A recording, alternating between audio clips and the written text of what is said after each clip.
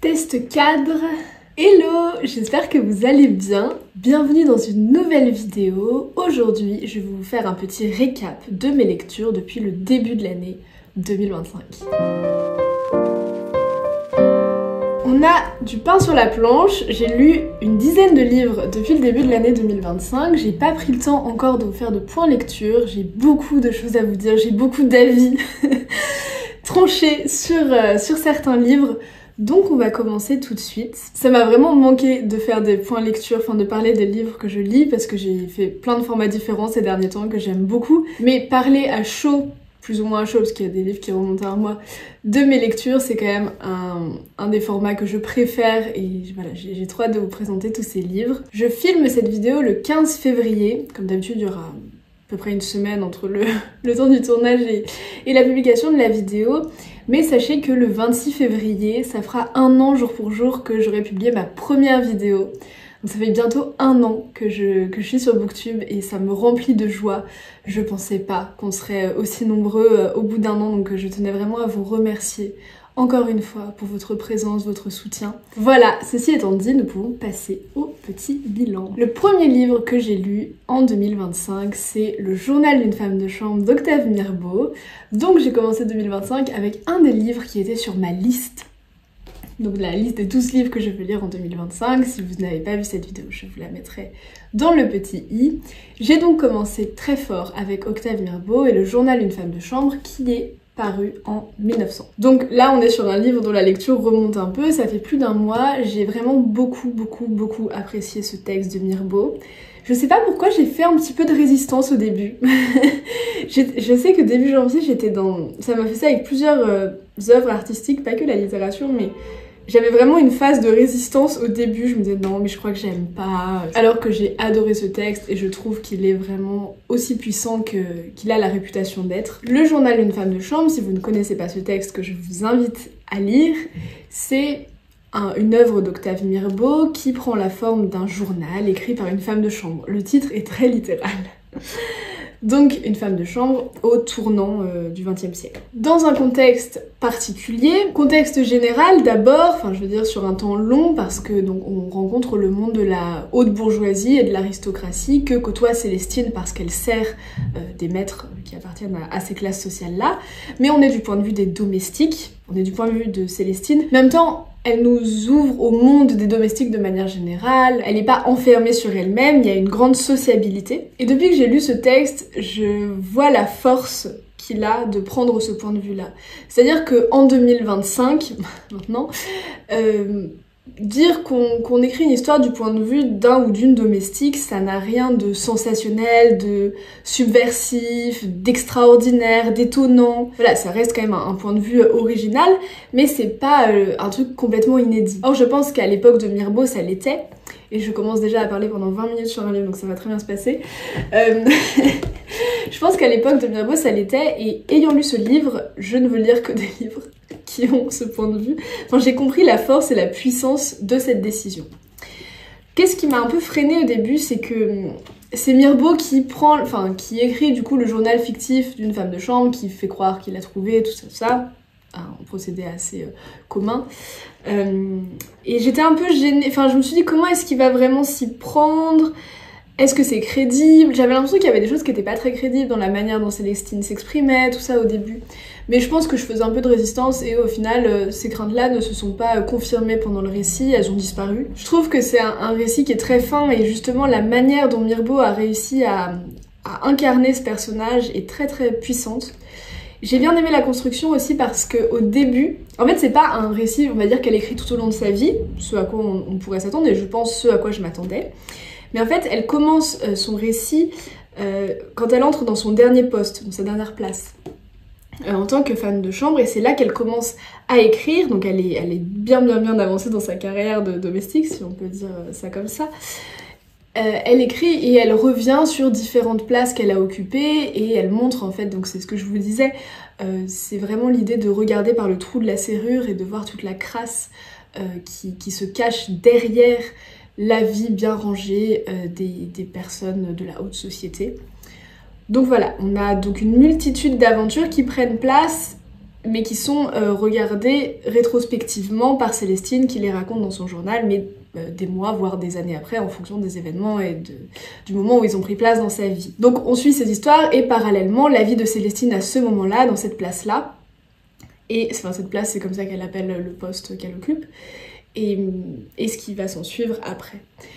Contexte particulier qui est aussi celui d'un antisémitisme croissant et qui imprègne vraiment la société française.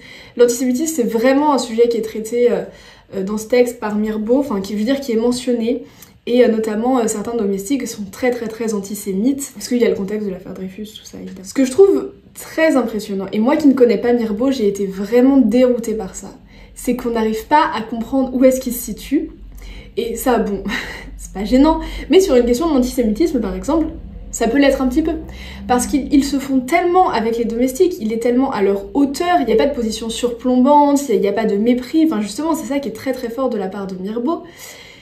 Et bien, vu qu'il est tellement ces personnages, qu'on sait pas en fait ce qu'ils pensent par rapport à l'antisémitisme. Et alors évidemment Mirbeau n'est pas du tout antisémite, et Mirbeau est quelqu'un de très engagé. D'ailleurs, je souligne la qualité de la préface de cette édition parce que tous les livres que j'ai lus n'avaient pas une préface de cette qualité. J'aime bien lire la préface après avoir lu les livres. Préface rédigée par Noël Arnaud, qui m'a donné beaucoup de clés de lecture à moi qui ne connaissais quasiment pas Mirbeau. Comme je vous l'ai dit, j'avais uniquement lu Dans le ciel. Notamment sur la question de l'antisémitisme, c'est assez éclairant et ça m'a permis de comprendre un peu mieux Mirbeau, son projet.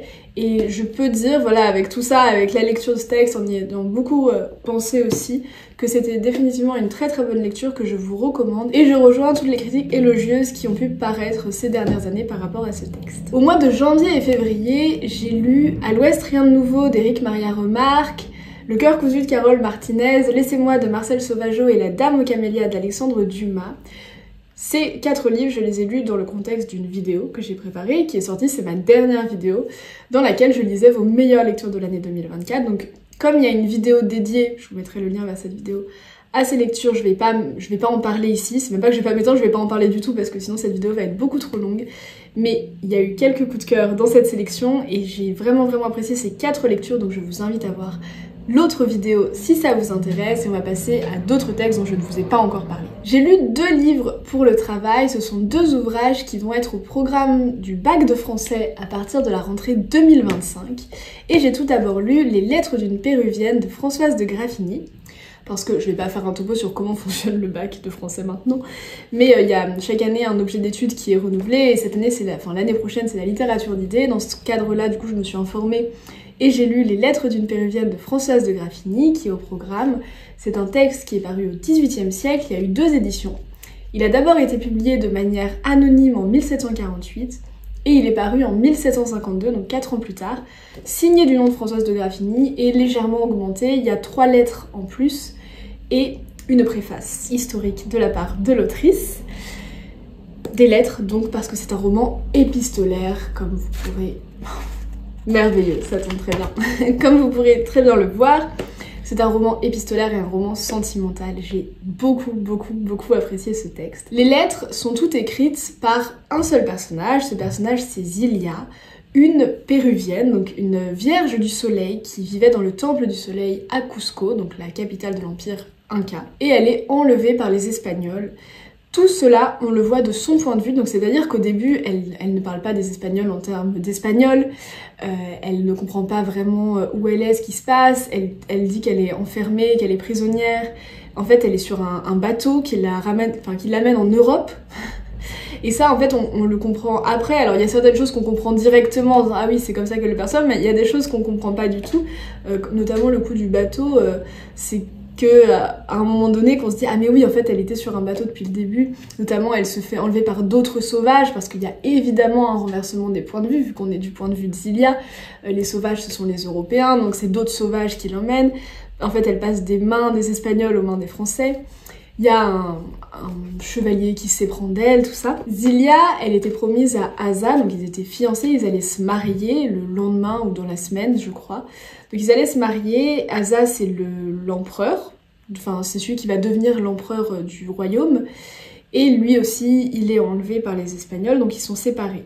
Donc c'est pour ça que c'est un roman sentimental, parce que Zilia écrit à Asa, elle ne fait que lui écrire, il y a juste quelques lettres qui sont ensuite, vers la fin, adressées à d'Eterville, qui est le chevalier qui s'éprend de Zilia et qui va l'aider en fait en France, ils vont vivre ensemble pendant très longtemps. Je vais pas vous raconter tout ce qui se passe, tout le chemin de Zilia et comment ça se finit au niveau de son amour avec Asa et d'Eterville, même si je souligne que la fin est vraiment pas conventionnelle et que j'ai adoré ça de la part de Françoise de Graffigny. Je rappelle que c'était une œuvre du XVIIIe siècle. Le XVIIIe siècle, c'est quand même une époque où le genre épistolaire est très populaire, très à la mode. Ce texte, c'est un énorme succès à sa sortie, mais vraiment, c'est un succès colossal. C'est un des premiers best-sellers, en fait, qui existent. Et il a été complètement oublié, dénigré au XIXe siècle, avant d'être découvert vraiment au XXe siècle, voire à la fin du XXe siècle, notamment dans une perspective des études féministes, car il y a une dimension féministe dans ce texte indéniable, dans la mesure où elle s'attache à critiquer la condition des femmes en Europe, surtout. Voilà, c'est un petit peu comme les lettres persanes de Montesquieu, tout ça, le regard de l'étranger et l'étrangère sur la civilisation de l'auteur, l'autrice, permet de critiquer cette civilisation, cette société. Donc en fait, Françoise de Graffigny passe son temps à critiquer l'Europe et les Français.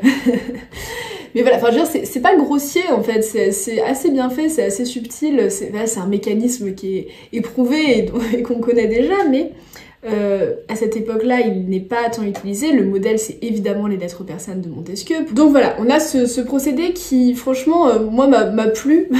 Je veux dire, je lis pas tout le temps ça.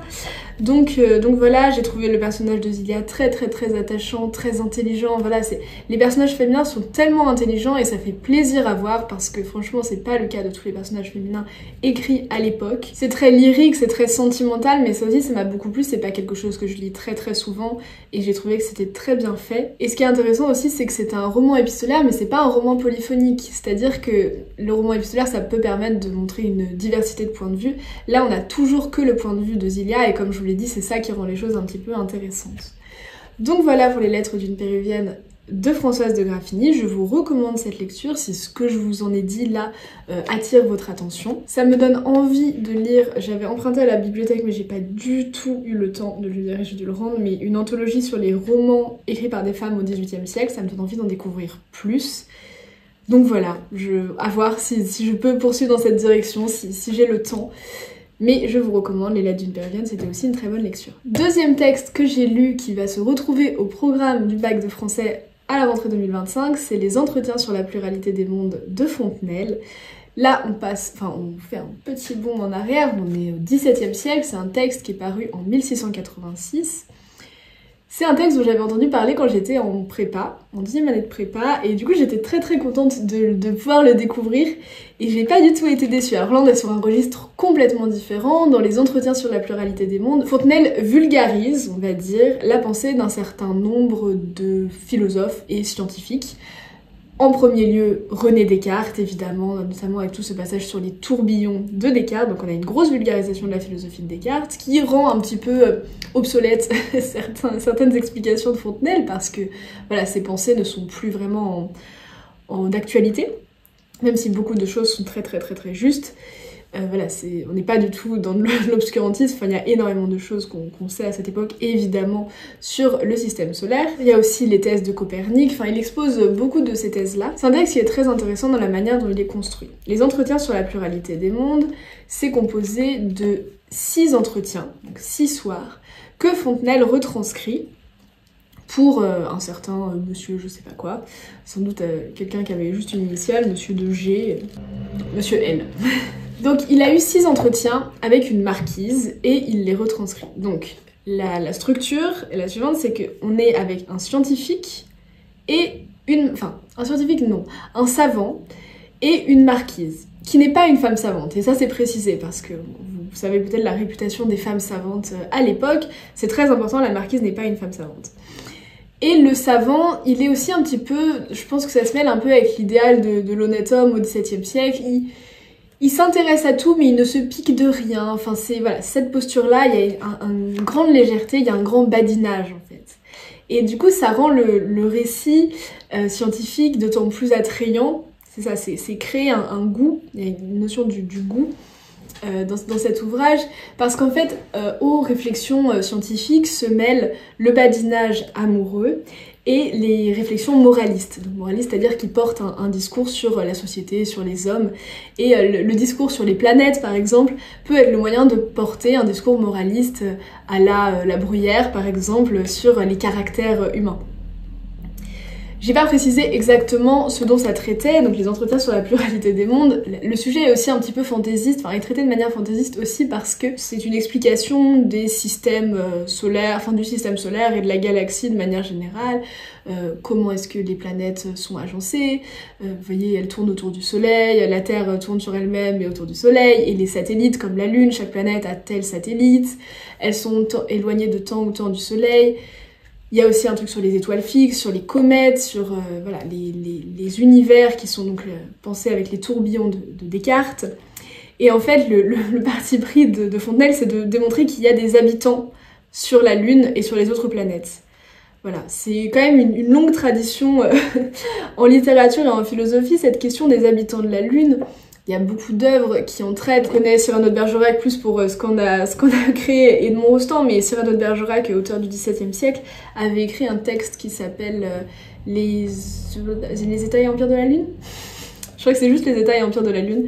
Voilà, mais on a de nombreux exemples, même dès l'Antiquité, dans les histoires vraies de Lucien de Samosate, on a un voyage sur la Lune. Donc il y a une longue tradition philosophique et littéraire sur ce sujet des habitants de la Lune, et donc là étendu à toutes les autres planètes, et donc il montre, en fait il se place en faveur des habitants des autres planètes, enfin c'est très sympa la manière dont c'est discuté entre le savant et la marquise. Et en même temps, c'est pas du tout quelque chose qui est avéré scientifiquement à l'époque, le consensus scientifique n'est pas du tout pour ces habitants, on pense plutôt que les autres planètes et la Lune sont inhabitées.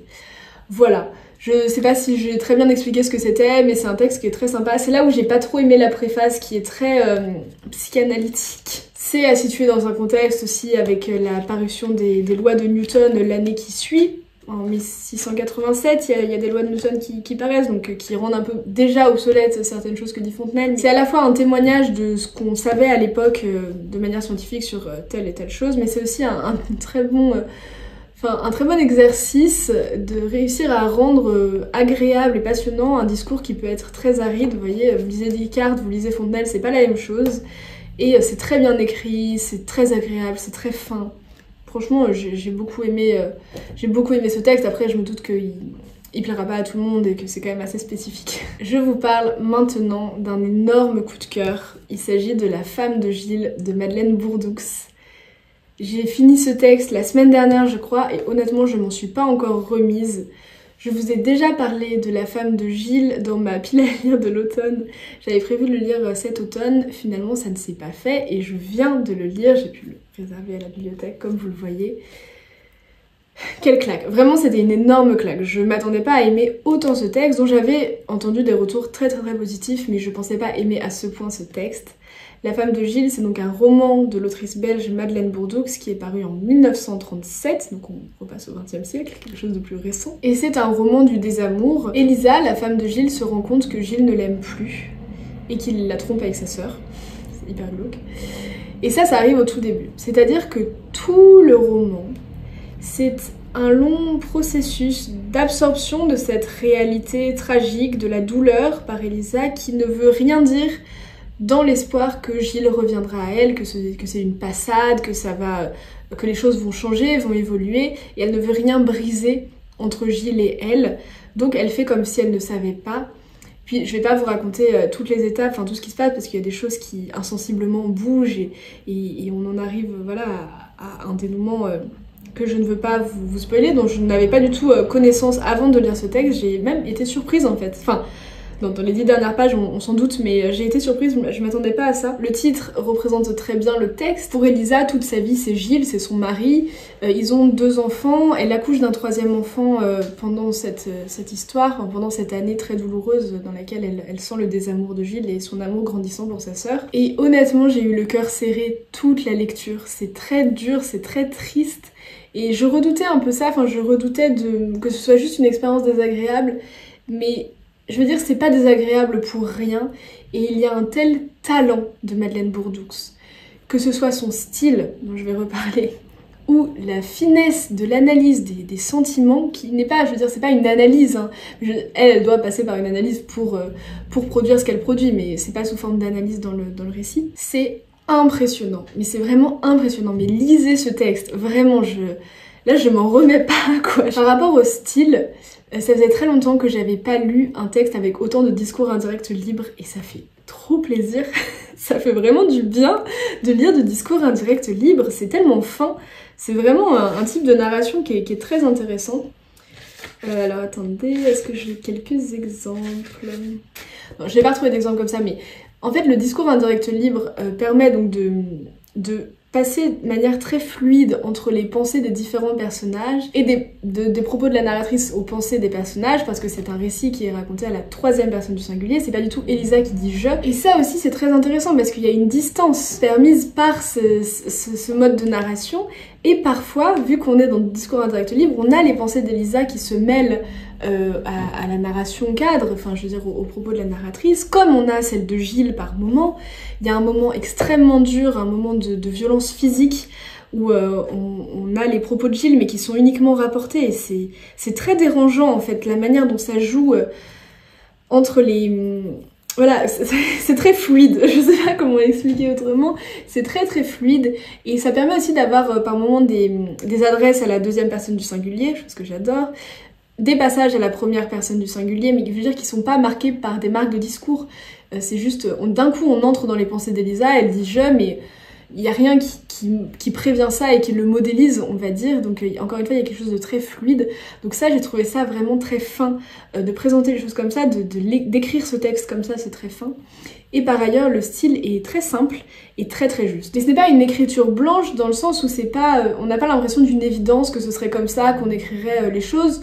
Là je prends par exemple une phrase au hasard. Le matin, Elisa se leva comme d'habitude, prépara le café, les tartines de Gilles.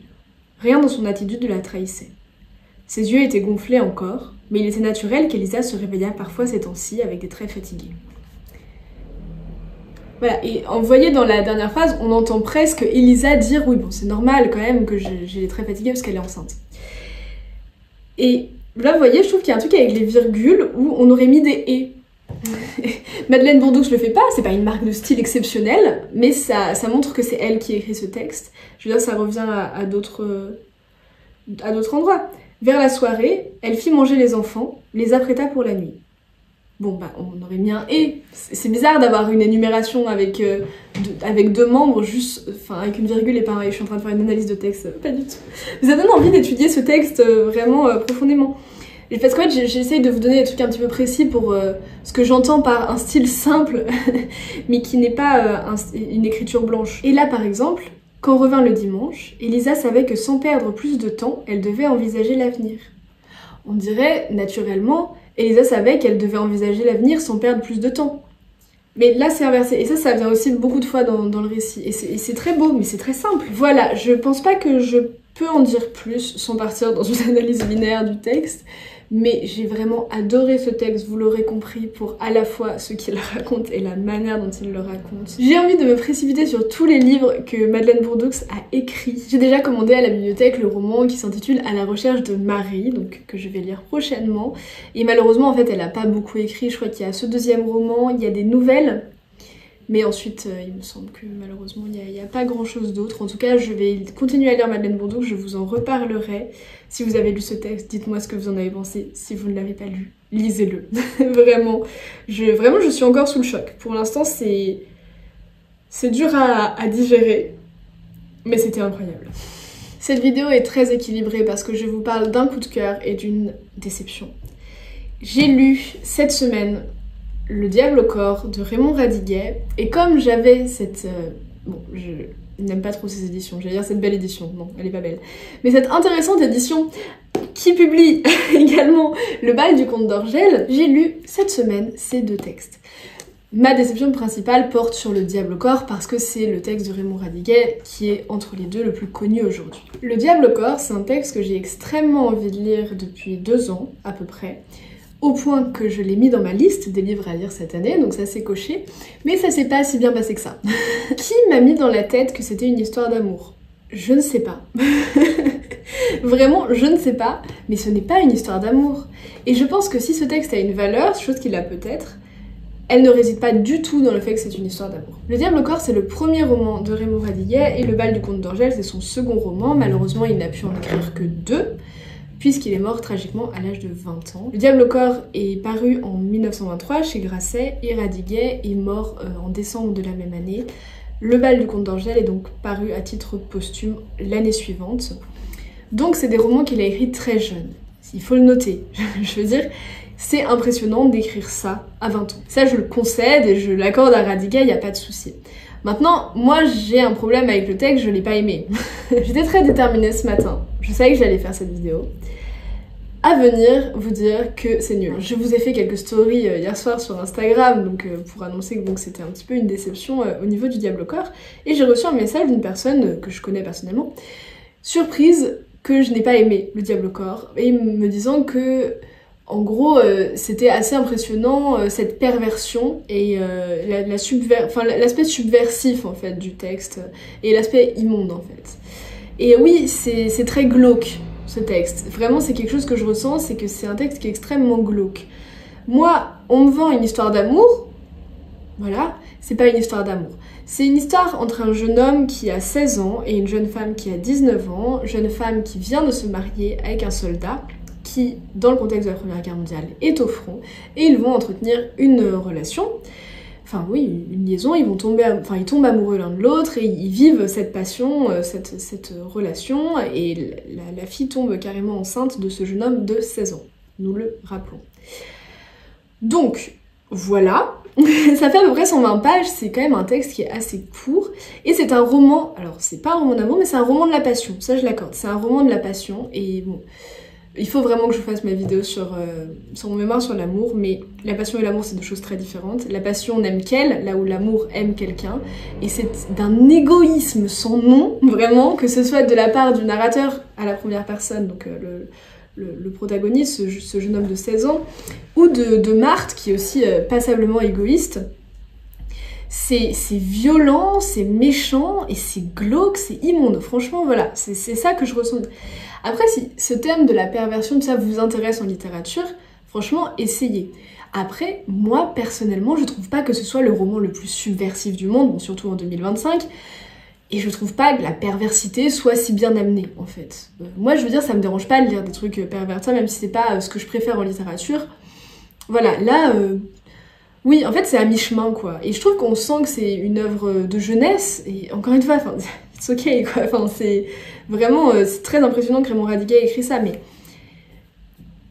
J'ai trouvé que c'était un peu inabouti, je trouve pas le style incroyable, honnêtement. Je trouve que c'est bien écrit, mais sans plus, et c'est pas quelque chose qui me touche. Et on en arrive à un sujet qui me titille, c'est que c'est extrêmement misogyne aussi. En fait, c'est pas constamment...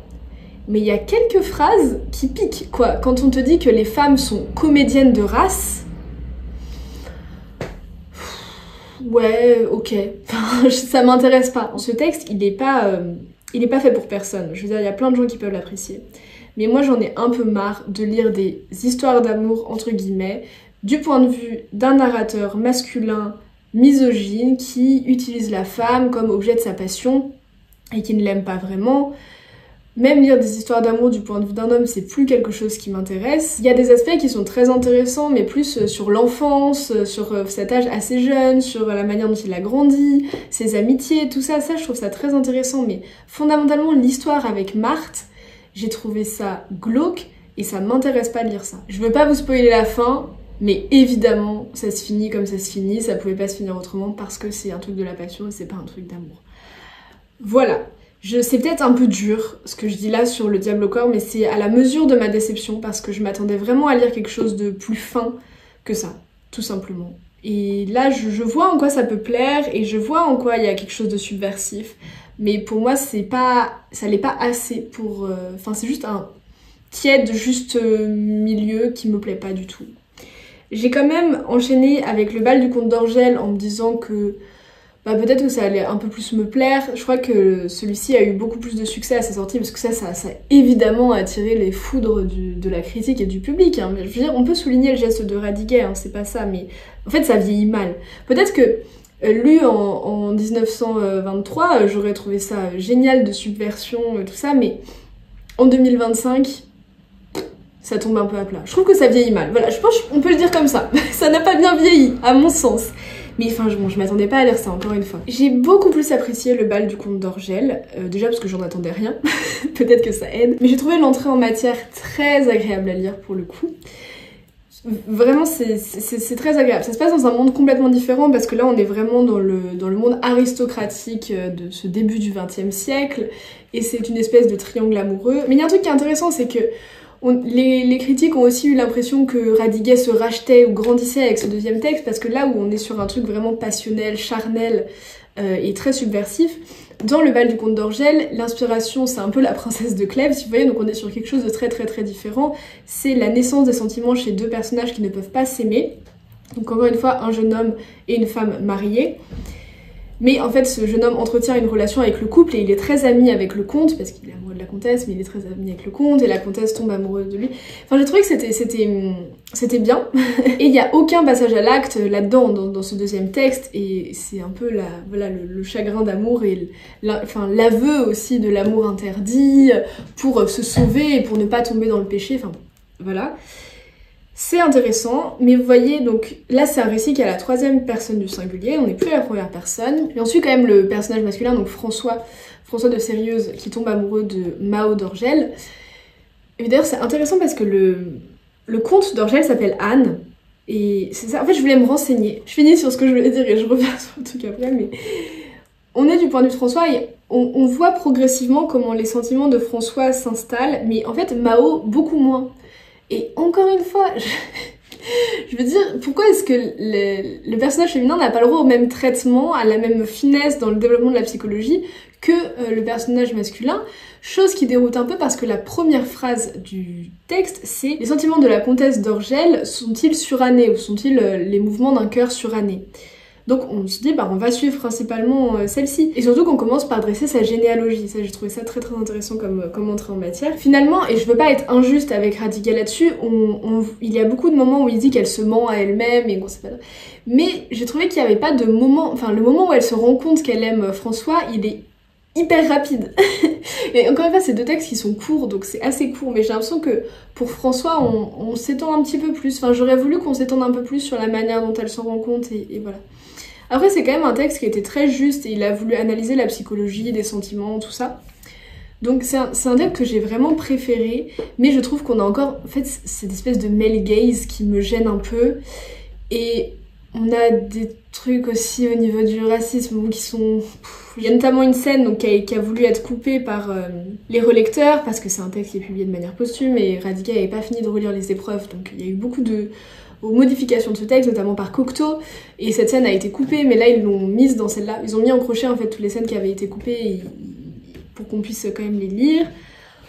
Voilà, en fait c'est juste que le deuxième texte il m'a pas gênée comme le diable au corps, parce que 1, j'en attendais rien, pour résumer, et 2, c'était assez intéressant sur la psychologie des sentiments, le triangle amoureux, j'ai beaucoup aimé l'atmosphère. Ouais, j'ai vraiment beaucoup aimé l'atmosphère, et ces deux textes, honnêtement, je les critique, hein, mais je les ai dévorés, j'ai lu tout ça en une semaine, même pas, et si vous connaissez un peu mon rythme de lecture, c'est pas forcément quelque chose qui est très commun. J'ai beaucoup lu. Et en fait, j'ai été très intéressée par Radiguet, tout ça, et un truc que je reproche à la critique de manière générale, c'est que c'est impossible de trouver des analyses du style de Radiguet, de l'œuvre de Radiguet. Vraiment, les premiers trucs sur lesquels on tombe, c'est Radiguet, ce génie mort à 20 ans, tout ça. Donc on est sur la personnalité publique de Radiguet, très bien, enfin je veux dire oui c'est tragique qu'il soit mort à 20 ans, mais ça empêche visiblement toute analyse de l'œuvre, et moi j'avais vraiment envie d'en lire plus pour essayer de comprendre, parce que c'est pas parce que j'aime pas une œuvre qu'elle a pas de valeur et qu'elle est nulle, hein. Enfin évidemment si vous avez aimé ces textes, vraiment, non seulement vous avez le droit, et je vous invite à en parler dans les commentaires pour qu'on en discute. Je suis pas du tout fermée à ça, et c'est pour ça que voilà, je voulais lire un peu plus, et c'est au moment où je parlais du prénom Anne que j'ai été un peu intriguée, parce que Anne pour nous c'est un prénom féminin maintenant. Alors je me demandais si à l'époque c'était un prénom masculin, ou s'il y a une espèce de liberté de la part de Radiguet qui témoignerait de quelque chose peut-être de la fluidité des genres, tout ça, enfin on ne sait pas. Mais non, si on lit la préface notamment de cette édition, qui est pas très mal, mais on parle de Radiguet en tant que telle, donc l'analyse biographique qui prime. Et chose intéressante, mais qui moi m'intéresse pas trop là, à l'heure actuelle, on parle beaucoup de l'édition qu'ils ont mis du conte d'Orgel, parce que c'est quelque chose d'un peu compliqué dans la mesure où il y a eu une première version validée, mais ensuite il fallait que Radiguet relise les épreuves, il y a eu des correcteurs, donc qu'est-ce qu'on fait par rapport à ça? Et ça c'est très intéressant aussi comme sujet, mais juste là ça m'intéressait pas. Parce que je voulais savoir des clés de lecture pour essayer de comprendre un peu mieux Radiguet, qui là m'échappe complètement. Et voilà, je dis pas du tout que c'est la faute de Radiguet, c'est aussi moi, mais j'ai pas du tout été sensible à cette œuvre et j'en suis un petit peu déçue. Voilà, la déception ne naît pas que de l'œuvre, elle l'est aussi du fait qu'elle me résiste. Donc voilà, pour ce point lecture et pour donc ces textes que je vous ai présentés, j'espère que cette vidéo vous aura plu. N'hésitez pas à réagir en commentaire, comme je vous l'ai dit, j'ai des avis très tranchés là sur certains de ces textes, mais je suis évidemment ouverte à la discussion et je ne demande qu'une chose, c'est d'en apprendre plus sur certaines de ces œuvres. Comme d'habitude, si vous avez apprécié la vidéo, n'hésitez pas à l'aimer et à la partager, abonnez-vous et on se retrouve très vite dans une prochaine vidéo. Moi, je vous souhaite de faire de très belles lectures d'ici là et je vous dis à bientôt. Salut!